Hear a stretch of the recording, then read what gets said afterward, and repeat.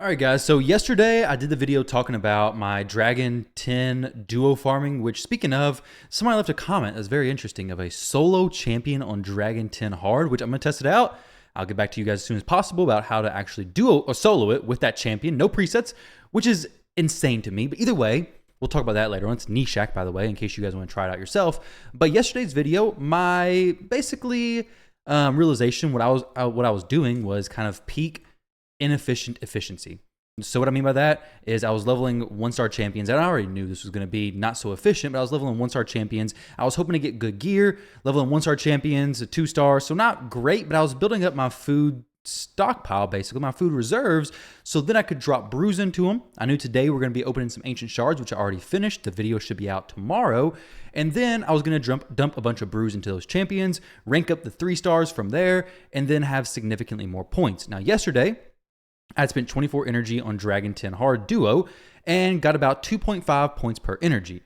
That was 2 days ago, actually. Well, yesterday was the video, and then 2 days ago was the actual farming. But then yesterday, after that video, I did Spider 9 Hard farming and got a total of 7,103 points earned, which worked out to be about 3 points per energy.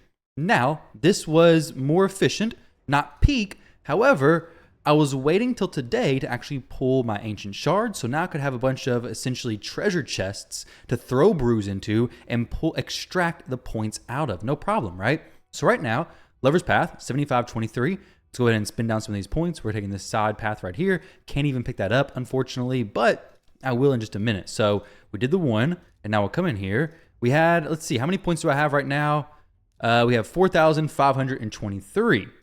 Actually, before we get into this breakdown, 4,523, I want to show you all what I was using to solo Spider 9 Hard. There's this Eric's right here. She's in 6-piece Rathlos. I'm going to do a dedicated video to her. Everything going over the masteries, the whole 9 yards. But this is the build. In case you want to copy it, this is her build right now. Very good. The reason why I was doing Spider is because it gives the best silver. I sell a lot of the accessories anyways, but this silver is very nice. I need a ton of silver.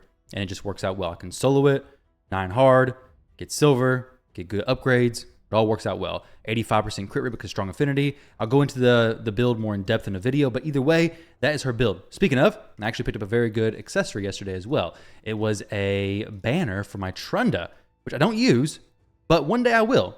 Her ring, quad roll. Her necklace, very good. Her banner, essentially quad roll. If you don't know, attack, whenever it's rolled on a mythical, the red means it's already rolled essentially one stat, and I got a triple roll, which makes it out to essentially a quad roll. It could have went quintuple, which would have been crazy, but either way, this is a very good banner for her. I'm going to switch it to attack ascension, but either way, I'm working on eventually one day using my Trunda. She's just not got into any rotations because I don't have Yumiko. Plarium, you're holding out Yumiko on me. But either way, it's neither here nor there. I want to focus on this, the subject of today's video, which is how many points I'm going to get from the brews. So far, I've spent about 4,800 energy. I'm going to try my best to keep track of all this. Now, I'm going to go ahead and take actually, I'm not going to take no screenshots. I'm just going to go back to the video and copy what I see. So we'll go upgrade level. You see my brews up top. I'm going to screenshot that, and we can see the difference at the end of it. Actually, no, I can't do that because I can't edit the video and go back. I don't know how to do that kind of editing. So we're just going to screenshot that, open in a different web page, bada bing, bada boom. It's right there. I don't know if you guys can see it. There, you can see it. So that's my brews right now. And in a moment, you'll see what my brews are after this. So what we're going to do is we're going to do this. We're going to take two brews to level 14 for her. I forget what the exact efficient numbers are, but to be honest, I'm not so much worried about that. I'm just worried about getting these champions given some brews to. 2 brews is fine. We're getting 56 points. I don't have a ton of brews, okay? Some people hear me say that, and they're like, well, I'm looking at your 400, 500 brews. That looks like a ton to me. Well, it's not that many whenever you go through and you start dumping tons into your 5-star champions. If you're dropping 7 into them, if you're dropping 6 into them, whatever it may be, it quickly becomes, yeah, you're out of brews, and then whenever an actual champion train tournament comes up that you want to finish very badly, well, now you don't have any brews. So 1,000 is like really where I want to stay around, but I'm below all the affinities that I want to be, basically, which I got to be very careful because now I mostly take void affinity champions up to 4-star and above because I have the most void affinity brews because so long I would level up Incubus, Diabolist, and different champions you get from the campaign farming because I would get so many Incubus. My red brews are terrible. They're very out of balance because of all the incubus, which is something you got to be mindful of if you're doing these kind of strategies. Don't come in here and only go like 1 or 2 affinities. Try to spread it out the best you can. Try to separate your champions, especially as they get to like 5-star. So if you know my strategy, essentially I take champions with a 5-star and I throw them in the vault, throw them in the reserve vault. So then one day, whenever we have the champion training tournaments, I can just pull them out, dump a lot of brews into them. Or if we have events like the whatever that Monster Hunter champion was, Elatrion, we had to do some champion training for him.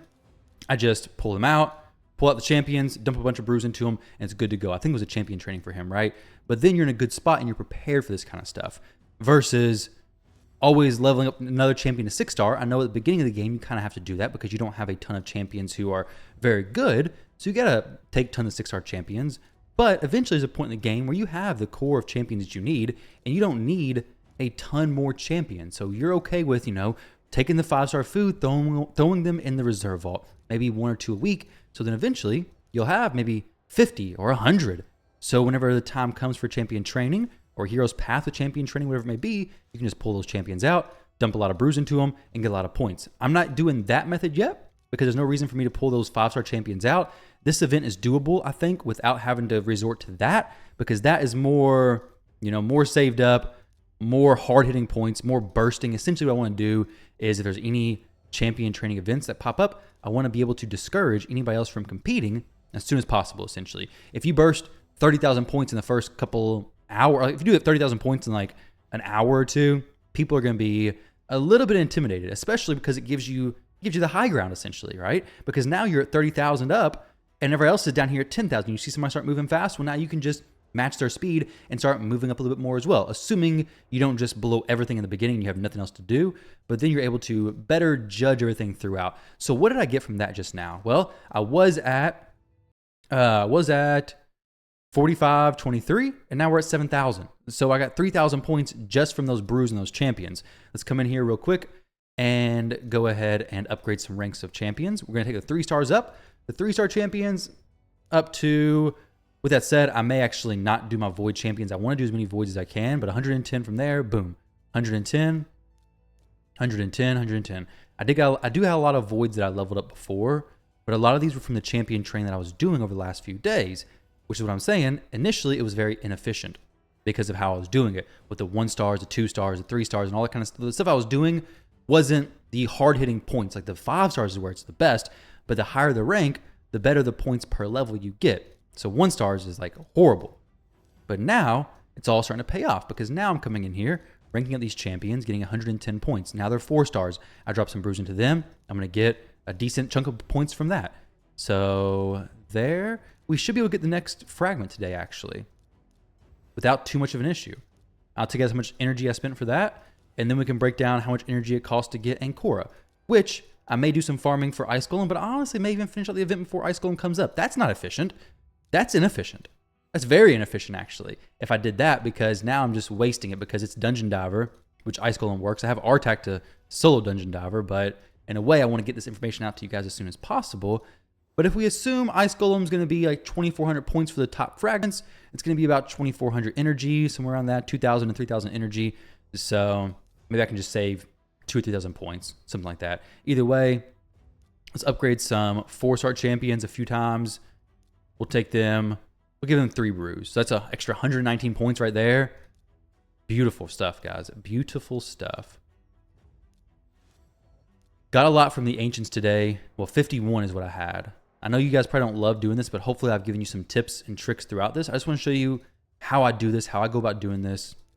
Obviously, it's not the most fun thing to watch probably, but you can see it's pretty simple. If you want to finish these events and not spend a ton of resources, I'll do one more. Let's see what I got to get to actually get this last fragment real quick, because I could probably do it in this video. Maybe, I don't know. So we got 6. Now it's going to be a little bit difficult if I want to go the path I want to go, which is going to be 6,000, 7, 8, 8 plus 6, 14 there, 21, I think, and then 27,000, because I need about 27,000 points. So it's going to take a little while to actually get that, but essentially that's what I'm going to be doing. I'm just going to be dumping brews into champions, getting them up. So just from this, 10,000 points, 10,600 points up from, let's see what it was. It was 4523.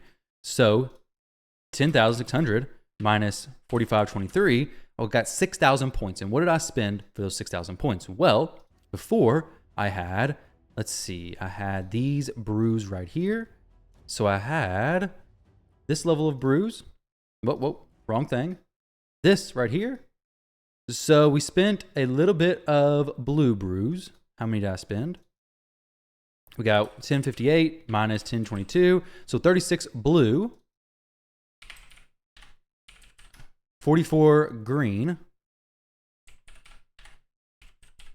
55 red, and then 0 void, which is my issue with void. So I spend 55 plus 44 plus 36. I spend 135 brews. 135 brews plus the champions to rank up to essentially get the 6,000 points, right? That's pretty crazy. 135 brews.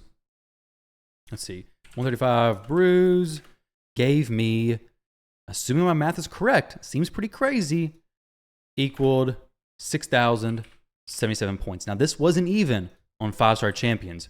If you give a 5-star champion some brews like that, speaking of, I actually pulled a legendary, which I don't want to expose it just. Actually, it doesn't matter. I did pull legendary, but we'll go to Fatalis. I'm going to work on him later on, so we can get him up. Let's see how many points I get if I give him, I think it's 6 plus 1 champ. There we go, 6 plus 1 champ with 312 points just for taking a 5-star champion up to 25 with 6 brews.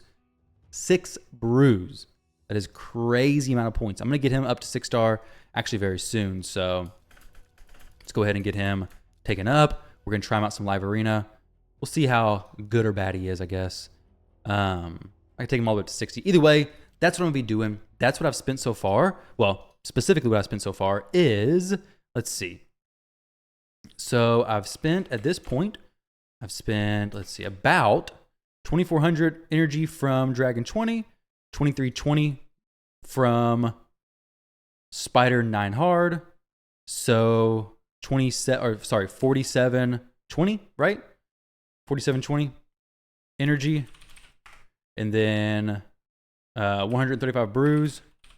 Obviously, this is not calculating how many champions I actually spent. So at this point, what I've invested in this event is energy equivalent in gems, assuming you are just using gems for this, but you shouldn't be. You should be using your free energy regeneration, getting your energy from the clan shop, all that kind of stuff. I'm at 4720 divided by 130, 36 times 40. So about 1,400 gems, which you don't have to do that. But if you're just using gems, I'm at, we'll just say 1,500 gems. Round it up a little bit, right? So whatever the calculator's at, that's what it was. But essentially, that is the strategy that I'm using. It's not the most efficient, but doing this, I'm getting good gear, I'm getting silver, I'm getting the event finished. So I'm getting multiple things that I actually want. The most efficient would be going into the campaign and doing campaign farming. You get more experience, you still get dungeon diver points, you still get some silver, but if you're strictly looking for the event to be finished, doing that works.